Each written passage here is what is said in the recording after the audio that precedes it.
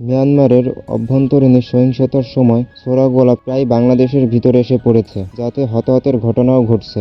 এর প্রক্রিয়ায় সম্প্রতি স্বরাষ্ট্রমন্ত্রী আসাদুজ্জামান খান কামাল বলেছেন, আমরা যুদ্ধ চাই না, কিন্তু গায়ে এসে পড়লে ছেড়ে দেব না। আমরা সব সময় তৈরি আছি। বাংলাদেশ মিয়ানমার সীমান্তের বিজিবির শক্তি বৃদ্ধি করা হয়েছে বলে জানিয়েছেন মিস্টার কামাল। আপনি যদি চ্যানেলে নতুন হয়ে থাকেন তাহলে आपके सामने एक बड़ा सा रेड बटन है। दबा दिया।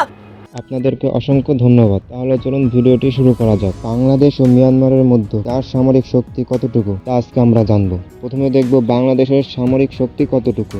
বাংলাদেশে প্রায় ৬৮ লাখের বেশি এক আধা সামরিক বাহিনী রয়েছে। অন্যদিকে মিয়ানমারের আধা সামরিক বাহিনীর সদস্য রয়েছে মাত্র ৫৫,০০০। তবে মিয়ানমারের ২০,০০০ রিজার্ভ ফোর্স রয়েছে। বাংলাদেশে এ ধরনের কোনো ফোর্স নেই। মিয়ানমারের তুলনায় বাংলাদেশের প্রতিরক্ষা বাজেট দ্বিগুণেরও বেশি। বছরে বাংলাদেশের প্রতি খাতে ব্যয় হয় ৬৯৯ কোটি মার্কিন ডলার। প্রতিরক্ষার বাজেটে এগিয়ে থাকলেও মিয়ানমারের তুলনায় বাংলাদেশের কম সংখ্যক যুদ্ধ বিমান রয়েছে। বাংলাদেশের বিমান বাহিনীর কাছে ২১৬টি বিমান রয়েছে, যেখানে যুদ্ধ বিমান রয়েছে ৪৪টি। বাংলাদেশ সামরিক বাহিনীর কাছে বিশেষ যুদ্ধ বিমান রয়েছে ৪টি। বাংলাদেশের কাছে হেলিকপ্টার রয়েছে ৭৩টি। এক্ষেত্রে বাংলাদেশের কোনো অ্যাটাক হেলিকপ্টার না থাকলেও মিয়ানমারে রয়েছে ৯টি। বাংলাদেশের তুলনায় দ্বিগুণেরও বেশি সংখ্যক ট্যাঙ্ক রয়েছে মিয়ানমারে। বাংলাদেশের সামরিক বাহিনীর ট্যাঙ্ক রয়েছে ৩২০টি। ট্যাঙ্কের সংখ্যায় পিছিয়ে থাকলেও অন্যান্য সামরিক যানের সংখ্যায় এগিয়ে রয়েছে বাংলাদেশ। বাংলাদেশের সামরিক বাহিনীর কাছে সব মিলিয়ে ১৩,০০০-এরও বেশি সামরিক যান রয়েছে।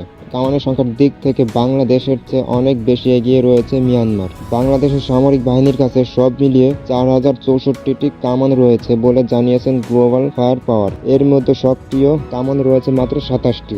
এছাড়া মোবাইল রকেট প্রজেক্টরের সংখ্যাতেও মিয়ানমারের চেয়ে পিছিয়ে রয়েছে বাংলাদেশ। মোবাইল রকেট প্রজেক্টর হচ্ছে এমন একটি সক্রিয় সামরিক অস্ত্র যেটি দিয়ে একসাথে কয়েকটি রকেট বোমা নিক্ষেপ করা যায়। বাংলাদেশের সামরিক বাহিনীর কাছে মোবাইল রকেট প্রজেক্টর রয়েছে মাত্র ৭১টি।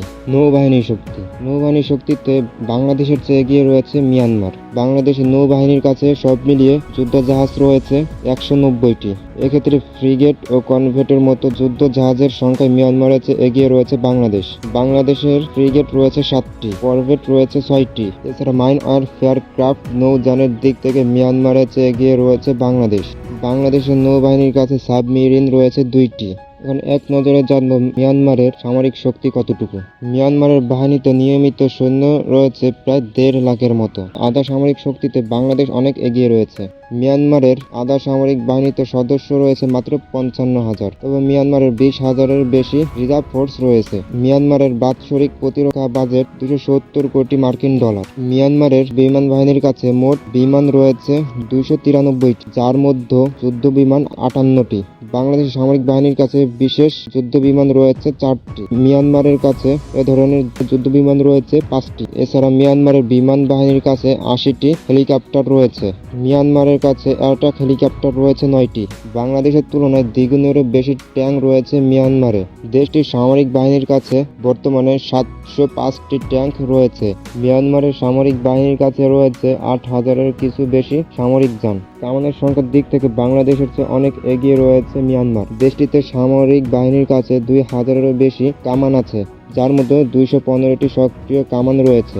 এছাড়া মোবাইল রকেট প্রজেক্টরের সংখ্যাতেও মিয়ানমারের চেয়ে পিছিয়ে রয়েছে বাংলাদেশ। মিয়ানমারের সামরিক বাহিনীর কাছে ৫৮০টিরও বেশি রকেট প্রজেক্টর রয়েছে।